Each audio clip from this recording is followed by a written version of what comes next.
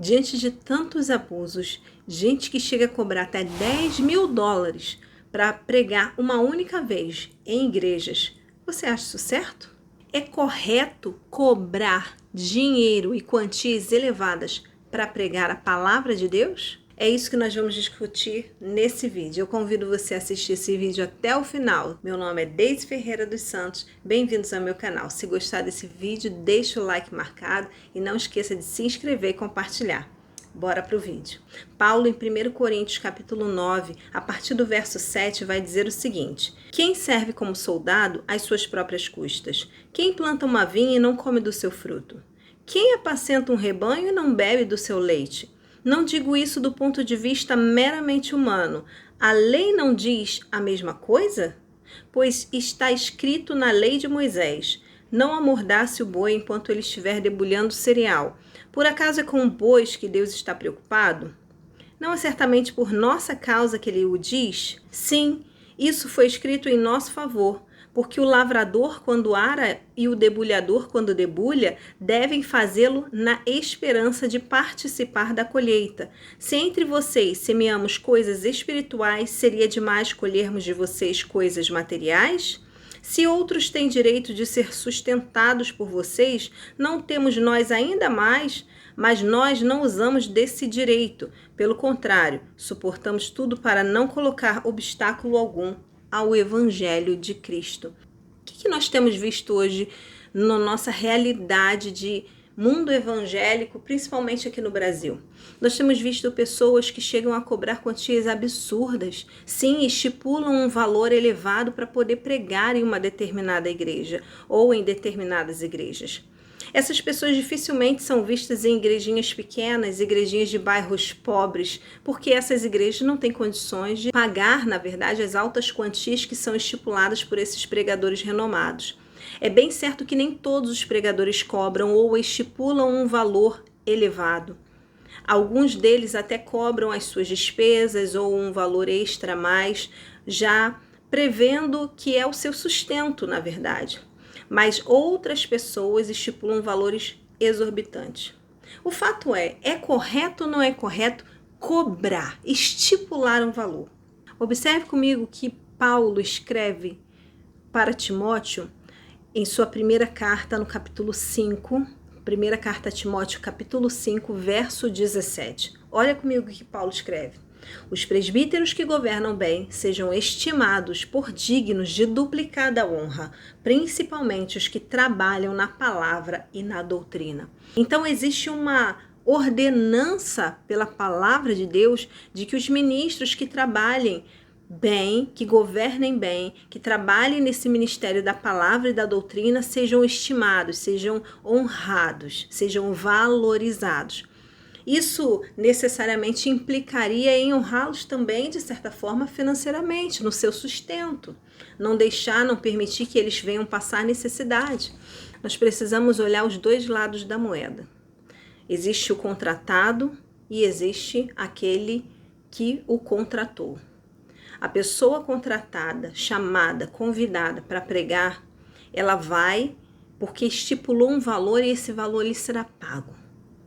Agora pensemos bem, de acordo com a palavra de Deus.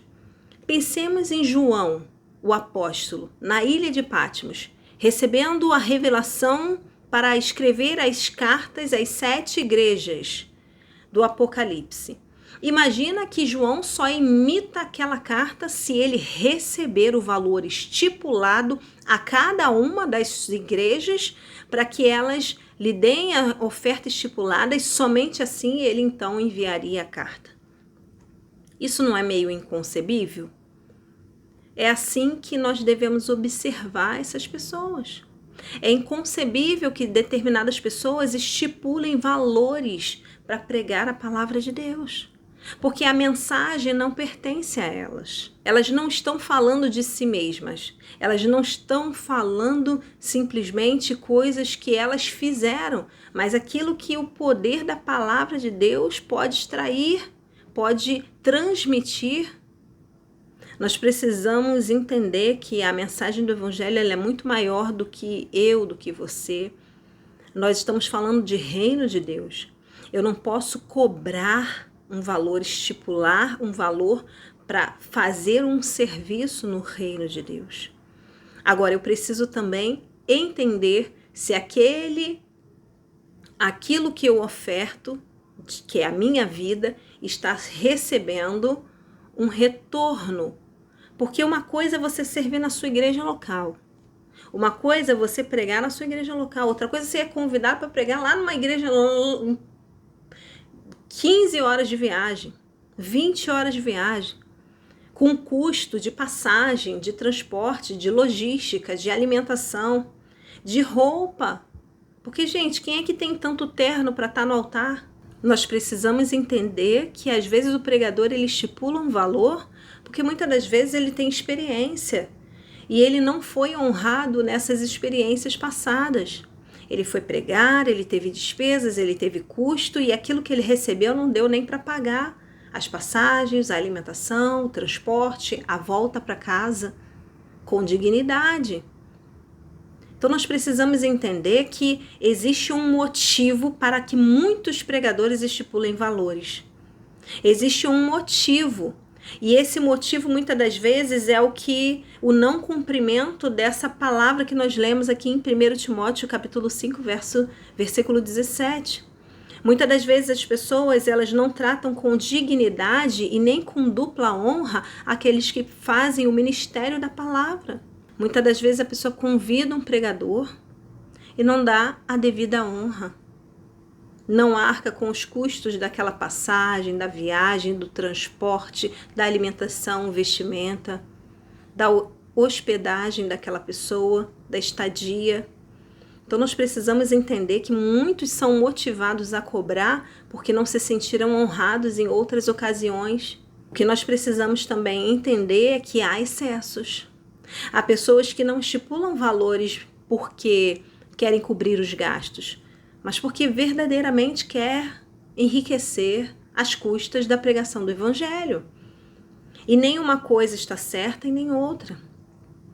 Eu sou contrária a estipular um valor para pregar. Eu acredito que você precisa analisar e entrar em acordo com aquele que te convidou, se você precisa do retorno do valor investido para chegar até ali, deixe isso acordado. Mostre as notas fiscais das hospedagens, estadias, das reservas de hotéis, da passagem de avião. Mostre isso para a pessoa que te convida. Dê uma noção do custo total da sua viagem ou do seu transporte, da sua locomoção, da sua estadia, do seu investimento de fato na obra de Deus para estar ali servindo naquele momento, ministrando a palavra de Deus. Deixe isso às claras e pergunte se eles podem verdadeiramente cobrir estes valores que você vai precisar gastar, vai precisar investir. Agora, o que não pode, meu irmão, é eu querer um valor específico e que vá muito além do que eu gastei para que eu comece a enriquecer. Existem pessoas que taxam $10.000. Se nós convertermos o dólar para o real aqui grosseiramente é mais de R$50.000. Mais de R$50.000 em uma única pregação. De $10.000 para real. É um absurdo isso. Nesse momento da economia, né, que nós estamos, porque o dólar varia muito. Mas nesse momento da economia que nós estamos, a bem grosso modo, é R$50.000, pouco mais. É um absurdo que pessoas vivam nessa torpe ganância. Dando um exemplo aqui, meus irmãos.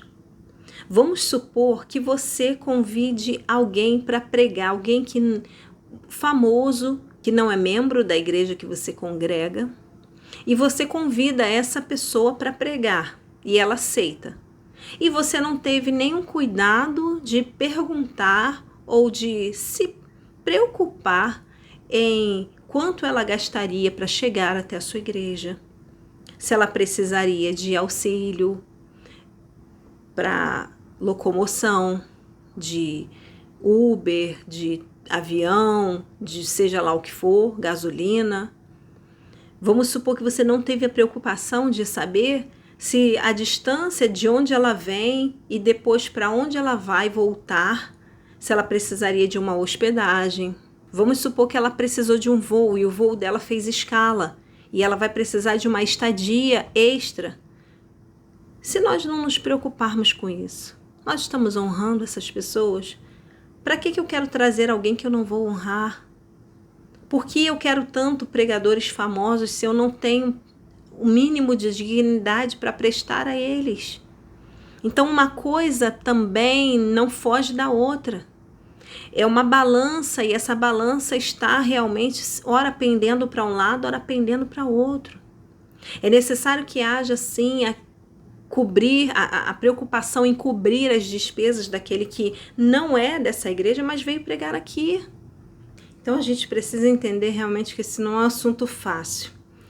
Muitos cobram porque já se decepcionaram. E no meio do caminho existem aqueles que não honram aquele pregador de fora que está indo ali, servindo ali na sua igreja. A gente precisa entender os dois lados, mas a gente precisa não aceitar nenhum dos dois abusos. Os dois são excessos e abusos que devem ser parados, que devem ser renunciados. A igreja ela não pode concordar com um fato de você trazer uma pessoa de fora da congregação para estar ali na função tão importante de ministrar a palavra e não honrar essa pessoa dignamente. Mas da mesma forma, não pode ser aceito que a igreja concorde em pagar altas quantias só porque quer o pregador X ou Y. Que ele não vá, que ele não seja convidado. Isso aqui fica um alerta para mim e para sua vida. Você que ama a palavra de Deus e que quer viver do evangelho, quer pregar a palavra. Principalmente você que quer viver só para pregar a palavra. Cuidado. Cuidado para você não se ensoberbecer em algum momento, se Deus te exaltar, e achar que só pode ir pregar se receber o valor X. Não faça a palavra de Deus de mercado ou de moeda de troca. Não trabalhe no reino de Deus por torpe ganância, para autopromoção ou enriquecimento, porque Deus não nos dá esse direito. E isso fica de alerta também para os pastores locais. Honre as ovelhinhas da sua igreja.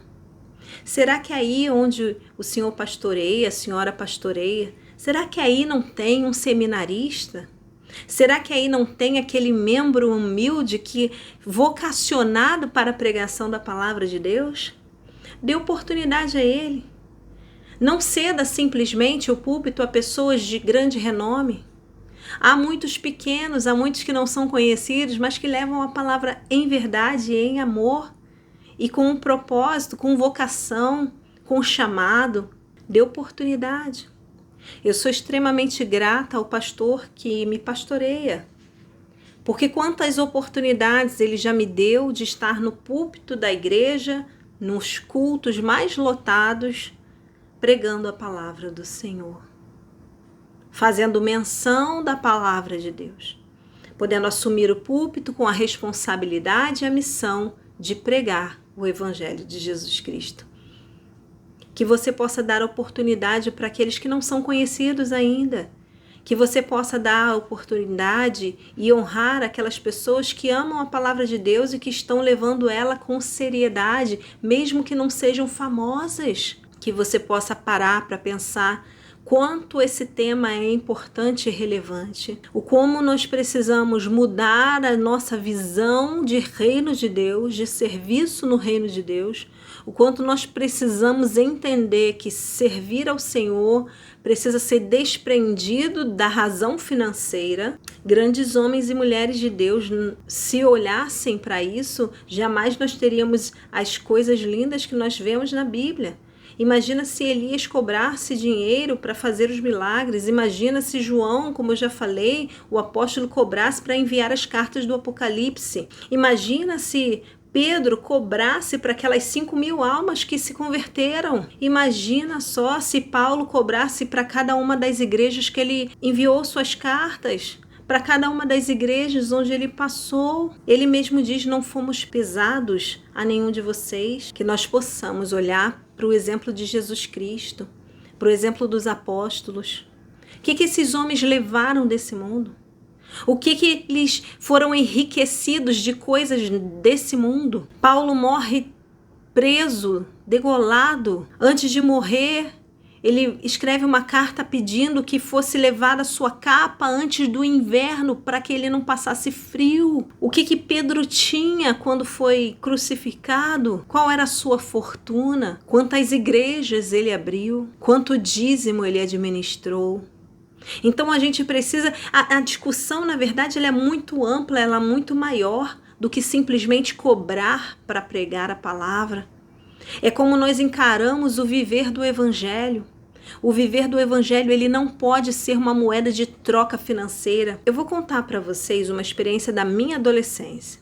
Quando eu era adolescente, eu morava lá em Caxias, eu congregava numa igreja pentecostal ali, tradicional. E naquela igreja, em um determinado evento, nós convidamos uma cantora brasileira, gospel, famosa desde aquela época e famosa até hoje, conhecida no Brasil inteiro. Onde você falar o nome dela, todo mundo conhece, até quem não é cristão. E essa cantora, ela foi convidada lá na nossa igreja, ela foi. Nossa igreja não era grande, não tinha muitos recursos, mas ela foi, tinha aquele compromisso de vender os CDs, era muito assim, né? Uma quantidade de CDs que você adquiria para poder vender. Enfim, ela foi, honramos ela corretamente.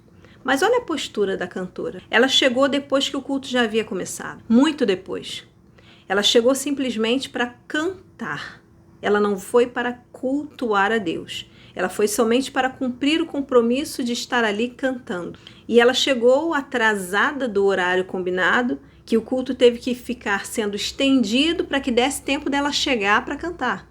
Quando ela chegou, foi chamada logo à frente, começou a cantar. Depois de cantar algumas músicas, o pastor foi lá, assumiu o microfone e falou: irmãos, feche seus olhos que agora eu quero orar, vamos orar, irmãos, feche seus olhos que eu quero orar por você. Toda a igreja fechou os olhos e nós oramos, e quando nós abrimos os olhos depois daquela oração, a cantora havia sido arrebatada, sumiu. Não foi arrebatada aí espiritualmente, não.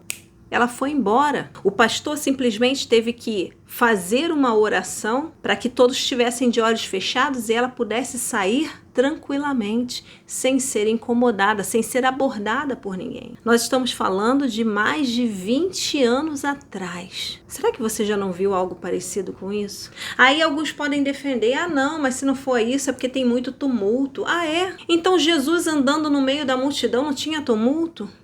Jesus servindo a multidão, andando com os pobres, andando por toda a Judéia, Galiléia, Samaria. O que acontece? Jesus não era abordado? Jesus não dava atenção às pessoas? Muitas das vezes sim, Jesus tinha que se recolher, sair do meio da multidão, mas nunca sem antes tê-los atendido, nunca sem antes ter servido eles, servido no reino. E outra coisa, aquela cantora não esperou o culto acabar.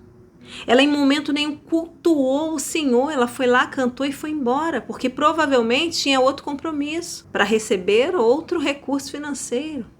E vive disso. Nós precisamos entender o que nós estamos fazendo com o reino de Deus, com aquilo que nos foi confiado, com a vocação que recebemos, com os dons e talentos que recebemos. Nós estamos enfrentando, encarando o nosso dia a dia no serviço do reino como uma moeda de troca, como obtenção de lucro. Isso é muito sério.